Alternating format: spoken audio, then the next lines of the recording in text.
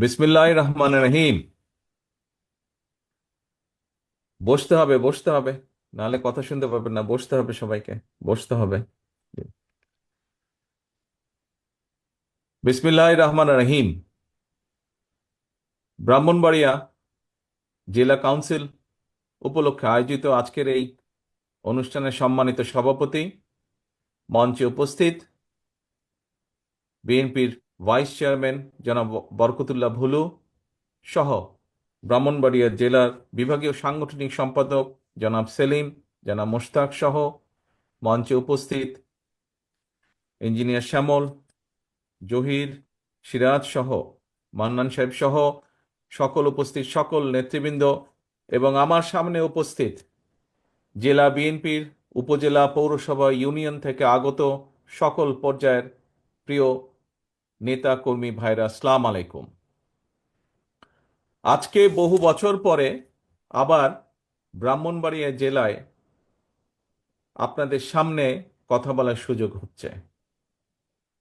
প্রিয় সহকর্মীবৃন্দ, আপনারা যারা সামনে বসে আছেন, আপনারা যদি আপনাদের পেছনে দেখেন এবং আপনারা যারা পেছনে আছেন, এই প্যান্ডেলের নিচে পেছনে আছেন, তারা যদি সামনে দেখেন, তাহলে আপনাদের চোখের সামনে যে দৃশ্যটি ভেসে উঠবে, এই দৃশ্যটি একটি কথা বলে। কি সেই কথা? ঐক্য হচ্ছে শক্তি। ঐক্য হচ্ছে শক্তি। কি বলে এই কথাটি? এই কথাটি বলে যে ঐক্য হচ্ছে শক্তি।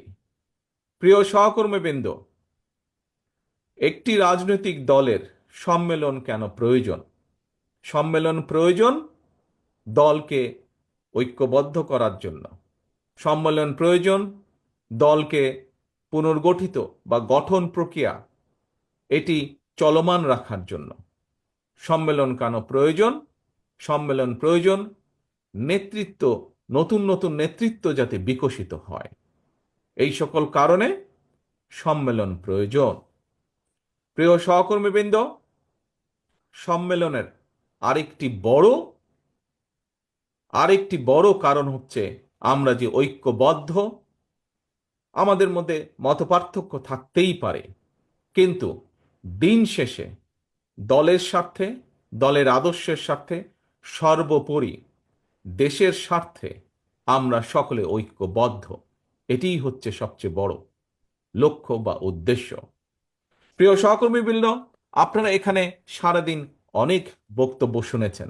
আমি চেষ্টা করব আমার বক্তব্যে সেই কথাগুলোতে ফিরে না যেতে, বরং আমি চেষ্টা করব আপনাদের সকলকে একসাথে নিয়ে সামনের দিনে সামনের দিনে যাতে বাংলাদেশ এগিয়ে যেতে পারে, আমরা যাতে সামনের দিনে বাংলাদেশকে এগিয়ে নিয়ে যেতে পারি, একটি সুন্দর ভবিষ্যতের দিকে এগিয়ে নিয়ে যেতে পারি। সংক্ষেপে আমি সেই কথাগুলো আপনাদের সামনে তুলে ধরতে চাইব। প্রিয় সহকর্মীবৃন্দ, এই মাত্র কিছুদিন আগের কথা, মাত্র কিছুদিন, 6 মাস, 7 মাস, 8 মাস আগের কথা। আজকে এখানে যারা আপনারা উপস্থিত হয়েছেন, এখানে যারা আপনারা বিএনপি সম্মেলন উপলক্ষে বিএনপির বিভিন্ন পর্যায়ে, ব্রাহ্মণবাড়িয়া জেলার বিভিন্ন পর্যায়ের নেতৃবৃন্দ আপনারা উপস্থিত হয়েছেন, কিছুদিন আগেও আমরা কি দেখেছি? বাংলাদেশে বাংলাদেশ জাতীয়তাবাদী দলের প্রত্যেকটি নেতাকর্মী সহ বিরোধী দল, অর্থাৎ যেই স্বৈরাচার কয়েকদিন আগে পালিয়ে গিয়েছে, এই স্বৈরাচারের বিরুদ্ধে যারা আন্দোলন করেছে, বাংলাদেশের মানুষের গণতান্ত্রিক অধিকারকে প্রতিষ্ঠা করার জন্য, বাংলাদেশের মানুষের কথা বলার অধিকারকে প্রতিষ্ঠিত করার জন্য, তথা বাংলাদেশের মানুষের রাজনৈতিক এবং অর্থনৈতিক অধিকার প্রতিষ্ঠা করার জন্য সেই স্বৈরাচারের বিরুদ্ধে যত মানুষ প্রতিবাদ করেছে, প্রত্যেকটি মানুষকে নির্যাতিত করা হয়েছে, প্রত্যেকটি মানুষ হয়েছে অত্যাচারিত। কাজেই সেই অত্যাচার নির্যাতনের কথা আপনারা নিশ্চয়ই ভুলে যাননি, প্রিয় সহকর্মীবৃন্দ। এই অত্যাচার নির্যাতন শুধু ব্রাহ্মণবাড়িয়ার মানুষই নয়, ব্রাহ্মণবাড়িয়ার বিরোধী দলীয় নেতাকর্মী নয়, ব্রাহ্মণবাড়িয়ার বিএনপির নেতাকর্মী নয়, সমগ্র বাংলাদেশে বিএনপির যত নেতাকর্মী আছে, সকলে এই অত্যাচারের ভিতর দিয়ে, অত্যাচারকে ফেস করেই সকলে এগিয়ে গিয়েছে। প্রিয় সহকর্মীবৃন্দ, আজ যেই স্বৈরাচারের বিরুদ্ধে আন্দোলন করেছিলাম আমরা বিগত 17 বছর ধরে প্রায়, সেই স্বৈরাচার আজ পলাতক। স্বৈরাচারের মাথাটা পালিয়ে গিয়েছে, কিন্তু স্বৈরাচারের কিছু কিছু অবশিষ্ট এখনো রয়ে গিয়েছে বাংলাদেশে। এরা বিভিন্নভাবে মাথা চাড়া দেবার চেষ্টা করছে। এরা বিভিন্নভাবে চেষ্টা করছে নিজেদের অবস্থানকে কোনোভাবে গুছিয়ে নিয়ে আবার দেশটি তাদের দখলে নিতে। প্রিয় সহকর্মীবৃন্দ, তাদের এই লক্ষ্যকে আমরা হাসিল করতে দিতে পারি না। এবং যদি আপনাকে রক্ষা করতে হয়, আপনার নিজের পরিবারকে রক্ষা করতে হয়, যদি এই দেশের মানুষকে রক্ষা করতে হয়, সর্বোপরি বাংলাদেশকে যদি রক্ষা করতে হয়, তাহলে আমাদের সকলকে যে কোনো মূল্যে ঐক্যবদ্ধ থাকতে হবে। এর কোনোই আমাদের বিকল্প নেই। আমি বক্তব্যের শুরুতেই বলেছি, আমাদেরকে যদি বাংলাদেশকে সামনে এগিয়ে নিতে হয়, দেশের মানুষকে যদি শান্তিপূর্ণ উপায়ে এগিয়ে নিতে হয় দেশের সাথে, তাহলে অবশ্যই আমাদেরকে ঐক্যবদ্ধ থাকতে হবে। আমাদের মধ্যে মতপার্থক্য থাকতেই পারে, আমরা বসবো, আমরা আলোচনা করব। এক আলোচনায় শেষ না হলে আবার আলোচনায় বসবো। আলোচনার মাধ্যমেই আমরা সমস্যার সমাধান করব। আলোচনার মাধ্যমেই আমরা সমস্যা উপায় বের করব। প্রিয় সহকর্মীবৃন্দ, আমাদের সামনে বহু কাজ, এখন অনেক কাজ, দেশকে পুনর্গঠনের কাজ। নিশ্চয়ই আপনারা এর মধ্যে পত্র পত্রিকা, রেডিও, টেলিভিশনে শুনেছেন, দেখেছেন কি বাংলাদেশ জাতীয়তাবাদী দলের পক্ষ থেকে আমরা দেশের সামনে আমরা 31 দফা রাষ্ট্র কাঠামো পুনর্গঠন কাঠামোর 31 দফা রূপরেখা আমরা দিয়েছি। সেটি কি?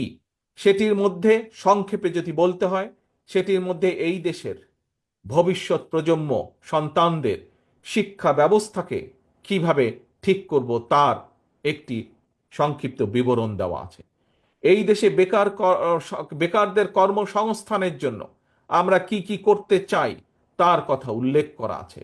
এই দেশের মানুষের স্বাস্থ্য নিয়ে আমরা কি করতে চাই তার কথা উল্লেখ করা আছে। এই দেশের কৃষি ব্যবস্থা আমরা কি করতে চাই তার উল্লেখ করা আছে। এই দেশের শিল্পের ব্যবস্থা আমরা কি করতে চাই আগামী দিনে তার কথা উল্লেখ করা আছে।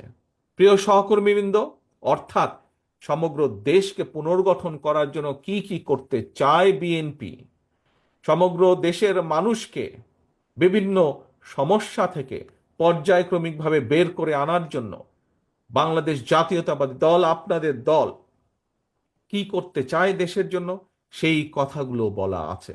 কাজেই আমাদেরকে আজকে সেই কাজগুলো আমাদেরকে বাস্তবায়ন করতে হবে। যেই কাজগুলো বাস্তবায়ন করার মাধ্যমে আমরা দেশের শিক্ষা ব্যবস্থাকে এই দেশের উপযোগী, এই দেশের ভবিষ্যৎ প্রজন্মের উপযোগী করে করতে পারবো, সেই পদক্ষেপ আমাদেরকে গ্রহণ করতে হবে। যেই কাজ করার মাধ্যমে আমরা এই দেশের বেকারদের কর্মসংস্থান করতে পারবো, এই দেশের লক্ষ কোটি মা বোনদের, ভাইদের আমরা কর্মসংস্থানের ব্যবস্থা করতে পারবো, তার উদ্যোগ গ্রহণ করতে হবে।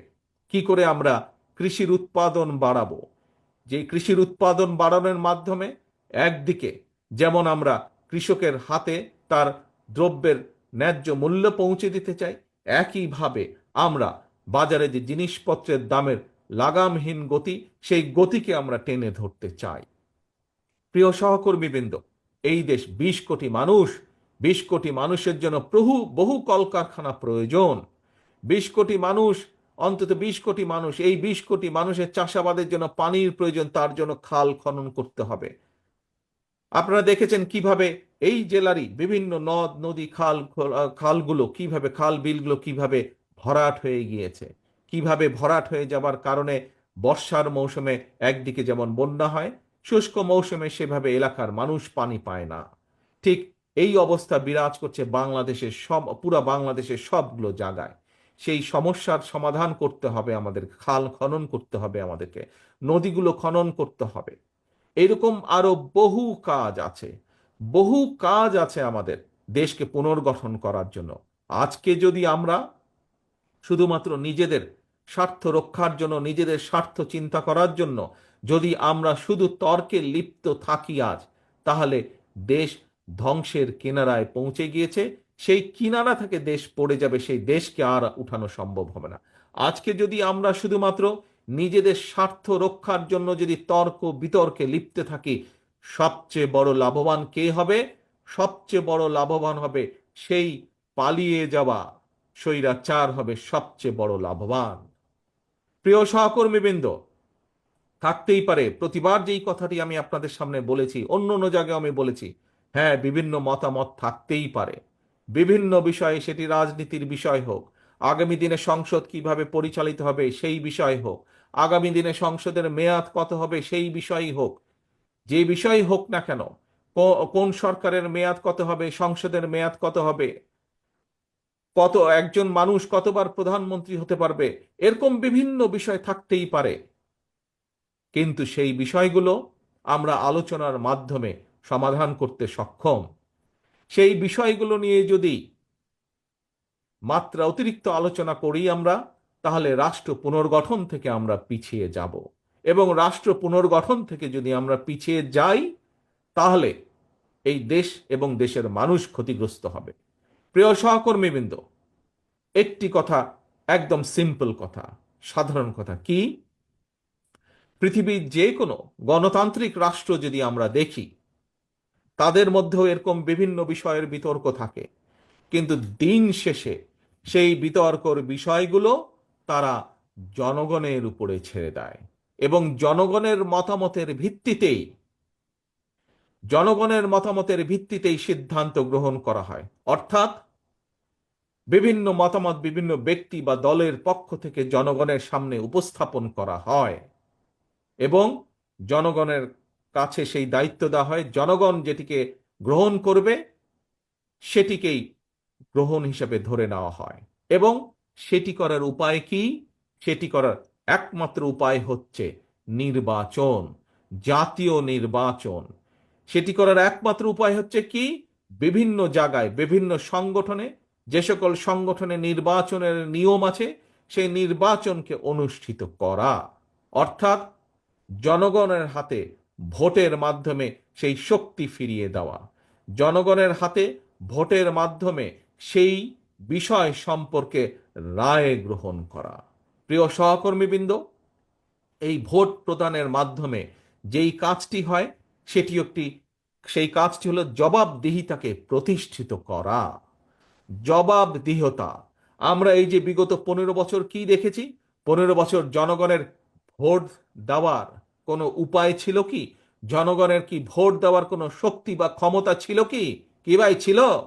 সেটি জাতীয় পর্যায়ে হোক অথবা সেটি যে কোনো পর্যায়ে, জনগণ কি ভোট দিতে সক্ষম ছিল বিগত 15 বছর? কি জনগণের ভোট দেওয়ার সেই ক্ষমতা ছিল না। জনগণের ভোট দেওয়ার ক্ষমতাকে অস্ত্রের বলে কেড়ে নেওয়া হয়েছিল। এবং সে কারণেই আমরা দেখেছি অস্ত্র দিয়ে জোর করে রাতের অন্ধকারে, কখনো আমরা দেখেছি ডামি নির্বাচন, কখনো আমরা দেখেছি ভোটারবিহীন নির্বাচন, কখনো আমরা দেখেছি ভোট ডাকাতির নির্বাচন গত 15 বছরে। এবং সে কারণেই আমরা কি দেখেছি?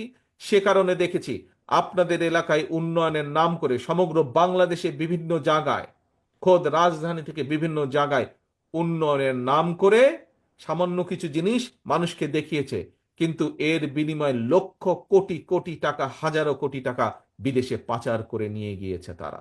আমরা দেখেছি কি হয়েছে, আপনারা তার সাক্ষী, সমগ্র বাংলাদেশের মানুষ তার সাক্ষী, পত্র পত্রিকায় সেগুলো বের হয়ে আসছে। কোন রকম জবাবদিহিতা ছিল না বলেই বাংলাদেশের প্রত্যেকটি প্রতিষ্ঠানকে ধ্বংস করে দেওয়া হয়েছে। কোনো যোগ্য লোককে প্রতিষ্ঠানগুলো চালানোর সুযোগ, পরিচালনা করার সুযোগ দেওয়া হয়নি। শুধুমাত্র যারা তাদের দলীয় লোক ছিল তাদেরকে দিয়ে বিচার ব্যবস্থা বলুন, বাংলাদেশের যে কোনো রাষ্ট্রের যে কোনো সংগঠন বলুন, যে কোনো প্রতিষ্ঠান বলুন, সেগুলো থেকে যোগ্য লোককে সরিয়ে দেওয়া হয়েছিল। এবং সে কারণেই বাংলাদেশের প্রত্যেকটি প্রতিষ্ঠান, রাষ্ট্রের প্রত্যেকটি প্রতিষ্ঠান ধ্বংস হয়ে গিয়েছে।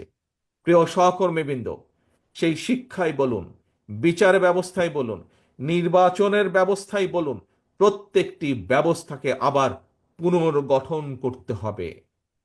প্রিয় সহকর্মীবৃন্দ, এই পুনর্গঠন প্রক্রিয়া আমরা যত দ্রুত শুরু করতে পারবো, রাষ্ট্র কাঠামোর এই পুনর্গঠন প্রক্রিয়া আমরা যত দ্রুত শুরু করতে পারবো, দেশকে আমরা তত দ্রুত আমরা উন্নত করতে পারবো। এই পুনর্গঠন প্রক্রিয়া আমরা যত দ্রুত শুরু করতে পারবো, বাংলাদেশের মানুষের সমস্যার পরিমাণ ধীরে ধীরে আমরা তত দ্রুত কমিয়ে আনতে সক্ষম হব। প্রিয় সহকর্মীবৃন্দ, আজকে আপনারা যারা এই সম্মেলন উপলক্ষে এখানে উপস্থিত হয়েছেন, আপনাদের পরিচয় কি? রাজনৈতিক পরিচয়? আপনাদের পরিচয় হচ্ছে আপনারা শহীদ রাষ্ট্রপতি জিয়াউর রহমানের সৈনিক। আপনাদের পরিচয় হচ্ছে আপনারা দেশনেত্রী খালেদা জিয়ার সৈনিক। কাজেই অর্থাৎ দিন শেষে আপনাদের রাজনৈতিক পরিচয় আপনারা বাংলাদেশ জাতীয়তাবাদী দল তথা বিএনপির একজন নেতা বা একজন কর্মী হিসাবে আপনারা এখানে উপস্থিত হয়েছেন। সহকর্মীবৃন্দ, নিশ্চয়ই এই যে 5ই আগস্টের পরে যে স্বৈরাচার 5ই আগস্ট পালিয়ে গেল, তারপরে আপনারা যখনই আপনাদের ঘর থেকে প্রতিদিন বের হয়েছেন, আপনাদের এলাকার মানুষ কি আপনাদের কাছে জানতে চায় না কি ভাই তোমরা দেশ নিয়ে কি চিন্তা করছো, দেশ নিয়ে কি করবা? জানতে চায় না এরকম কথা? জানতে চায় এরকম কথা? আপনারা যখন বের হন ঘর থেকে, যখন হাটে বাজারে মসজিদে মাদ্রাসায় বা বিভিন্ন জায়গায় আপনাদের সাথে বিভিন্ন মানুষের দেখা হয়, যখন জানে আপনি বিএনপির একজন নেতা, আর যখন জানে আপনি বিএনপির একজন কর্মী, দেশ নিয়ে আপনাকে জিজ্ঞেস করে না আপনাকে? আপনাকে কেন জিজ্ঞেস করে? আপনাকে এই কারণে জিজ্ঞেস করে যে মানুষের বিশ্বাস, সাধারণ মানুষ, এই দেশের ভোটার, অধিকাংশ মানুষের বিশ্বাস এই দেশে যদি ভালো কিছু করতে পারে, এই দেশকে যদি পুনর্গঠন করতে পারে, এই দেশকে যদি আবার আবার যদি এই দেশকে স্বাভাবিক গতির দিকে ধাবিত করতে পারে, যেরকম দেশকে বাংলাদেশের মানুষ দেখতে চায়, বাংলাদেশের মানুষের প্রত্যাশা যেই দেশের, সেই দেশকে যদি গড়তে হয়, কে করতে পারবে? আপনারাই একমাত্র করতে পারবেন। অর্থাৎ বাংলাদেশ জাতীয়তাবাদী দল বিএনপি একমাত্র এই দেশকে জনগণের প্রত্যাশা অনুযায়ী গড়ে তুলতে সক্ষম হবে। মানুষ এটি বিশ্বাস করে বলেই আপনার কাছে জানতে চায় দেশের ভবিষ্যৎ কি, আপনার কাছে জানতে চায় কিভাবে আপনার দল দেশকে পুনর্গঠন করব। প্রিয় সহকর্মীবৃন্দ, প্রিয় ভাই বোনেরা, বিএনপি বাংলাদেশের সবচাইতে বড় রাজনৈতিক দল। এটি আমাদের সাথে অন্য যত রাজনৈতিক দল আছে যারা আন্দোলনে আমাদের সাথে ছিলেন, পাশে ছিলেন, প্রত্যেকটি রাজনৈতিক দলের নেতৃবৃন্দ একই কথা বলেন। যেহেতু বিএনপি সবচাইতে বড় রাজনৈতিক দল, সেই জন্য আপনাদের দায়িত্ব কিন্তু সবচাইতে বড়, আপনাদের দায়িত্ব সেই জন্য সবচাইতে কঠিন। প্রিয় সহকর্মীবৃন্দ, যখন আপনি জীবনে একা ছিলেন, তখন আপনি একা ছিলেন।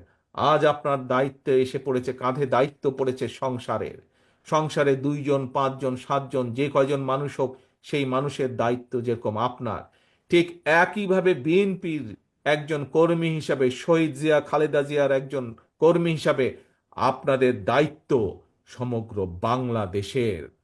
আপনারা কি, প্রিয় ভাই বোনেরা, প্রিয় সহকর্মীবৃন্দ, আপনারা কি দেশের দায়িত্ব নেওয়ার জন্য প্রস্তুত আছেন?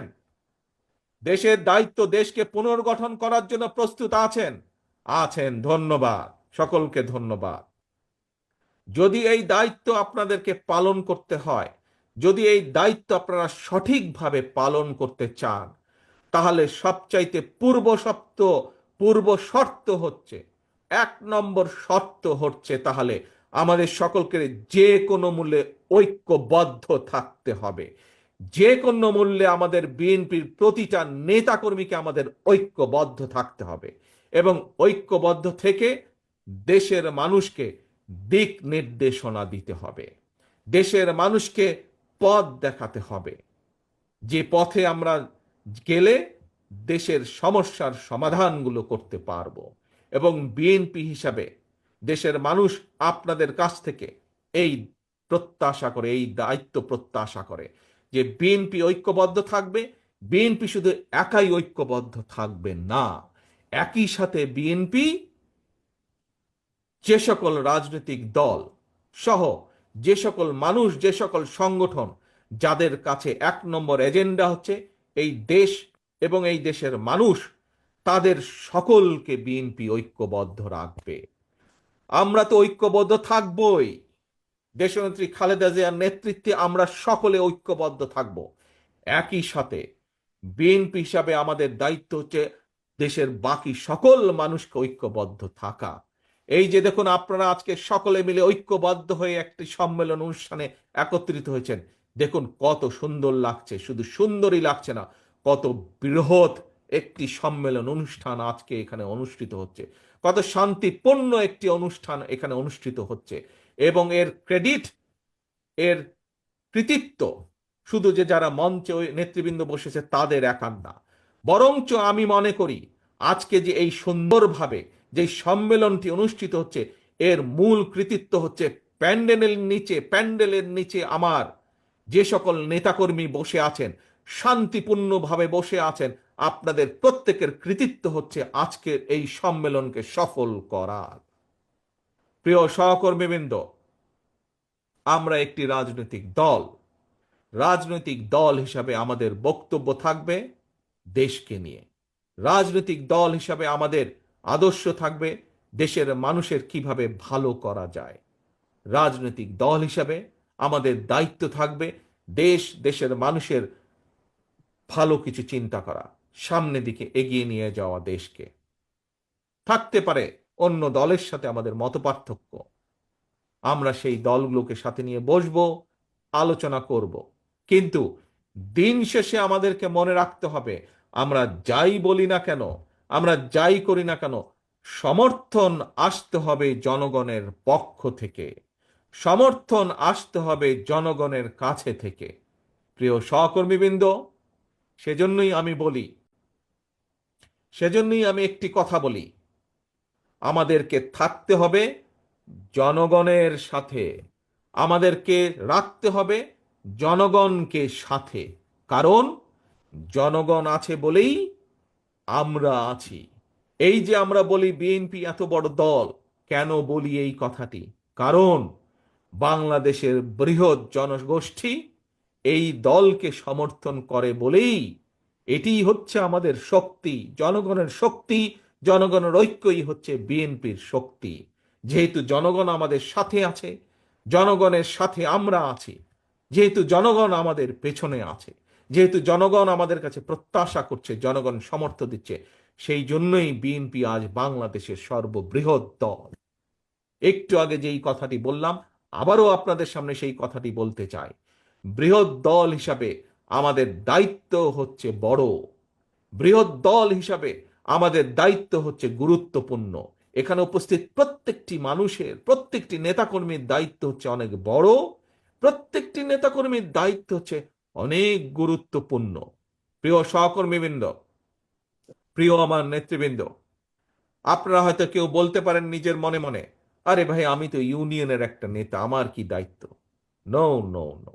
আপনি ইউনিয়নের নেতা হতে পারেন, চিন্তা করে দেখুন তো, আপনি ইউনিয়নের নেতাই হন আর পৌরসভার ওয়ার্ডের নেতাই হন, আপনি যখন সকালে ঘর থেকে বের হন, যখন মানুষ দেখে বিএনপির এই ইউনিয়নের নেতাটি হেঁটে যাচ্ছে, যখন মানুষ দেখে এই ইউনিয়নের এই ওয়ার্ডের এই বিএনপির নেতাটি হেঁটে যাচ্ছে, আপনাকে মানুষ সালাম দেয় না? আপনার সাথে সমস্যার কথা আলোচনা করে না? আপনার সাথে দেশের সমস্যা, এলাকার সমস্যার কথা আলোচনা করে না? কেন করে? কারণ তারা আপনার উপরে ভরসা করতে চায়। তারা বিশ্বাস করে যে আপনি কোনো না কোনো একটি উপায় বের করে দিবেন, কোনো না একটি উপায় বাতলে দিবেন। আপনাকে ভরসা করা যায়, আপনি বিএনপির নেতা, আপনাকে ভরসা করা যায়, আপনি বিএনপির একজন কর্মী। এলাকার সমস্যার সমাধান হোক অথবা কোনো একটি সমস্যা হোক, আপনার কাছে যদি তুলে ধরতে পারে, আপনি হয়তো সেই সমস্যার সমাধান করতে পারবেন। এই বিশ্বাস মানুষের আছে। সেই জন্যই সহকর্মীবৃন্দ, আমাদের আচার আচরণ, আমাদের কথাবার্তা, আমাদের চিন্তা ভাবনা, আমাদের চলাফেরা তেমনই হতে হবে। যেমন চিন্তা ভাবনা হলে, যেমন চলাফেরা হলে, যেমন উঠা বসা হলে মানুষের আস্থা আমরা পাবো। মানুষের আস্থা যত পাবো আমরা, আমাদের রাজনীতি তত সফল হবে। মানুষের সমর্থন যত পাবো আমরা, ততই আমাদের দল শক্তিশালী হবে এবং আপনার সম্মানও বৃদ্ধি পাবে। কাজেই আপনার নিজের সম্মান যদি বৃদ্ধি করতে হয়, দলের সম্মান যদি বৃদ্ধি করতে হয়, অবশ্যই আমাদের কথাবার্তা, আমাদের প্রত্যেকটা মানুষের, বিএনপির প্রত্যেকটা মানুষের, বিএনপি, যুবদল, ছাত্রদল, স্বেচ্ছাসেবক, কৃষক দল, শ্রমিক দল, আইনজীবী ফোরাম, যেই হোক না কেন, অর্থাৎ যার পরিচয় বিএনপি, এরকম প্রত্যেকটি মানুষকে, প্রত্যেকটি মানুষের উঠা বসা চলাফেরা কথাবার্তা সেই রকম হতে হবে, যেরকম হলে একজন সাধারণ মানুষের তার প্রতি শ্রদ্ধা সম্মান বৃদ্ধি পাবে। পরিশেষে কথা একটি, প্রিয় সহকর্মীবৃন্দ, আমাদের সকলকে ঐক্যবদ্ধ থাকতে হবে। বিএনপির প্রত্যেকটি নেতাকর্মীকে ঐক্যবদ্ধ থাকতে হবে এবং বিএনপির সর্বোপরি দায়িত্ব হচ্ছে আমরা গণতন্ত্রের পক্ষের প্রতিটি মানুষ বাংলাদেশের, আমরা গণতন্ত্রের পক্ষের প্রতিটি সংগঠন, প্রতিটি দলকে আমরা ঐক্যবদ্ধ রাখার চেষ্টা করব এবং আমরা যত বেশি ঐক্যবদ্ধ থাকব তত আমরা দেশকে সামনের দিকে এগিয়ে নিয়ে যেতে পারবো। আপনাদের মনে রাখতে হবে, একটি কথা আমাদের পরিষ্কার মনে রাখতে হবে, বিএনপি 1975 সালের পরে যখন দেশ ভেঙে পড়েছিল, এখানে বহু মুরব্বী উপস্থিত আছেন, তাদের মনে আছে 75 সালের পরে দেশ যেরকম ভেঙে পড়েছিল, দুর্ভিক্ষে ছেয়ে গিয়েছিল, দুর্ভিক্ষে লক্ষ লক্ষ মানুষ মারা গিয়েছিল। শহীদ রাষ্ট্রপতি জিয়াউর রহমানকে যখন দেশের মানুষ দায়িত্ব দিলেন, আমরা দেখেছি শহীদ রাষ্ট্রপতি জিয়াউর রহমান কিভাবে দেশে খাদ্য উৎপাদন বৃদ্ধি করলেন, কিভাবে এই দেশের কলকারখানা প্রতিষ্ঠিত করলেন। একইভাবে 90-এ স্বৈরাচার যখন দেশকে ধ্বংস করে দিয়েছিল, আমরা দেখেছি পরবর্তীকালে 91 সালে যখন দেশনেত্রী খালেদা জিয়ার নেতৃত্বে দেশের মানুষ বিএনপিকে দায়িত্ব দিয়েছে, সেই সময় কিভাবে দেশনেত্রী খালেদা জিয়া আবার দেশকে পুনর্গঠন করেছিলেন। প্রিয় সহকর্মীবৃন্দ, এখন আপনাদের পাল্লা, দেশের মানুষ তাকিয়ে আছে আপনাদের দিকে। আপনারা কিভাবে দেশকে পুনর্গঠন করবেন, কিভাবে দেশকে সামনে এগিয়ে নিয়ে যাবেন। ষড়যন্ত্রকারীরা কিন্তু বসে নেই, বিভিন্ন দাবি দাওয়ার উছিলায়, বিভিন্নভাবে বিভিন্ন রকম ষড়যন্ত্রের মাধ্যমে তারা তাদের ষড়যন্ত্র অব্যাহত রেখেছে। এই ব্রাহ্মণবাড়িয়া সহ সারা বাংলাদেশে আমাদের লক্ষ লক্ষ নেতাকর্মী গত 15 বছর অত্যাচারিত হয়েছে, নির্যাতিত হয়েছেন। আমাদের শত হাজারো নেতাকর্মী গুম হয়েছে, খুন হয়েছে, কিন্তু বিএনপি থেমে থাকে নাই। বিএনপি জনগণকে সাথে নিয়ে, মানুষকে সাথে নিয়ে আন্দোলনকে এগিয়ে নিয়ে গেছে। আলহামদুলিল্লাহ, বাংলাদেশের জনগণ ঐক্যবদ্ধভাবে, একত্রিতভাবে গণ অভ্যুত্থানের মাধ্যমে 5ই আগস্ট স্বৈরাচারকে বিদায় করেছে। এখন কাজ একটি, লক্ষ্য একটি, কথা একটি, দেশ পুনর্গঠন করতে হবে, দেশকে গড়ে তুলতে হবে, দেশকে সামনে এগিয়ে নিয়ে যেতে হবে। তার জন্য আমাদেরকে ঐক্যবদ্ধ থাকতে হবে। আসুন আজকের এই সম্মেলনে আমরা প্রতিজ্ঞা গ্রহণ করি, যে কোনো মূল্যে আমরা বিএনপির প্রতিটি নেতা কর্মী আমরা ঐক্যবদ্ধ থাকব। কোনো সমস্যা হবে, কোনো বিষয় থাকবে, আমরা আলোচনা করব, টেবিলে বসবো, আলোচনা করব, টেবিলে বসে আলোচনা করে আমরা সমস্যার সমাধান করব, কিন্তু আমরা ঐক্যবদ্ধ থাকব। আজকের সম্মেলনে এটি হোক আমাদের প্রথম প্রতিজ্ঞা। কি আমরা এই প্রতিজ্ঞা নিতে পারি? আমরা যে কোনো মূল্যে আমরা ঐক্যবদ্ধ থাকব। আসুন এটিই হোক আমাদের আজকের প্রতিজ্ঞা, এটিই হোক আমাদের আজকের শপথ। এবং আমাদের দ্বিতীয় শপথ হচ্ছে, যে কোনো মূল্যে ঐক্যবদ্ধভাবে বাংলাদেশের জনগণকে সামনে নিয়ে আমরা দেশকে পুনর্গঠন করব। আবার কি ভাই, দেশকে আমরা পুনর্গঠন করব? কি দেশকে আবার পুনর্গঠন করব? ইনশাআল্লাহ, এই হোক আমাদের প্রতিজ্ঞা। প্রিয় সহকর্মীবৃন্দ, আজকে এই যে সম্মেলন অনুষ্ঠান, এই সম্মেলন অনুষ্ঠানের প্রথম পর্ব আমরা আজ এখানে সমাপ্ত করতে চাই। আমি আমার ব্রাহ্মণবাড়িয়া জেলার যে সকল নেতৃবৃন্দ আছেন, সকল নেতৃবৃন্দর সাথে আলাপ আলোচনা করে ইনশাল্লাহ অতি শীঘ্র আমরা সম্মেলনের দ্বিতীয় পর্বের তারিখ আমরা ঘোষণা করব এবং দ্বিতীয় পর্বের তারিখ ঘোষণার মাধ্যমে আমরা সম্মেলন অনুষ্ঠানের দ্বিতীয় পর্ব আমরা অনুষ্ঠিত করব ইনশাল্লাহ। কিন্তু আজ যেই শপথ আপনারা আস্তে আস্তে আস্তে, তালি বাজালে বুঝবেন না তো, তালি বাজালে বুঝবেন না, বসুন একটু বসুন, 1 মিনিটে ছেড়ে দেবো আপনাদেরকে আমি সকলকে। বসুন, প্রথমে বসুন সকলে, প্রথমে সকলে বসুন, বসুন বসুন বসুন বসুন, বসতে হবে বসতে হবে বসতে হবে, একটু বসুন সকলে। আমরা কি প্রতিজ্ঞা গ্রহণ করেছি? প্রথম 1 নম্বর প্রতিজ্ঞা, ঐক্যবদ্ধ থাকতে হবে। কি সকলে ঐক্যবদ্ধ আছি? আমরা আমরা সকলে ঐক্যবদ্ধ আছি ইনশাআল্লাহ, আমরা সকলে ঐক্যবদ্ধ আছি। মনে রাখতে হবে, ঐক্য ঐক্য ঐক্য, ঐক্য ছাড়া কোনো কাজ আমরা সফল হতে পারবো না। এবং আরেকটি গুরুত্বপূর্ণ বিষয়, সেটি হচ্ছে যে কোনো মূল্যে আমাদেরকে জনগণের পাশে থাকতে হবে, জনগণকে সাথে রাখতে হবে। আসুন, প্রথম পর্ব যেরকম আমরা আজ সুন্দরভাবে সফলভাবে আল্লাহর রহমতে শেষ করেছি, আমরা যাতে একইভাবে সুন্দরভাবে সফলভাবে দ্বিতীয় সম্মেলনের দ্বিতীয় অংশ যাতে আমরা আগামী কয়েকদিনের মধ্যে সুন্দরভাবে সম্পন্ন করতে পারি, এই দোয়া চেয়ে এবং আমরা সকলে ঐক্যবদ্ধ থাকব এই শপথ গ্রহণের মাধ্যমে, সেই প্রত্যাশা রেখে আমি আমার বক্তব্য শেষ করছি। আল্লাহ হাফেজ। বাংলাদেশ জিন্দাবাদ, বাংলাদেশ জাতীয়তাবাদী দল জিন্দাবাদ।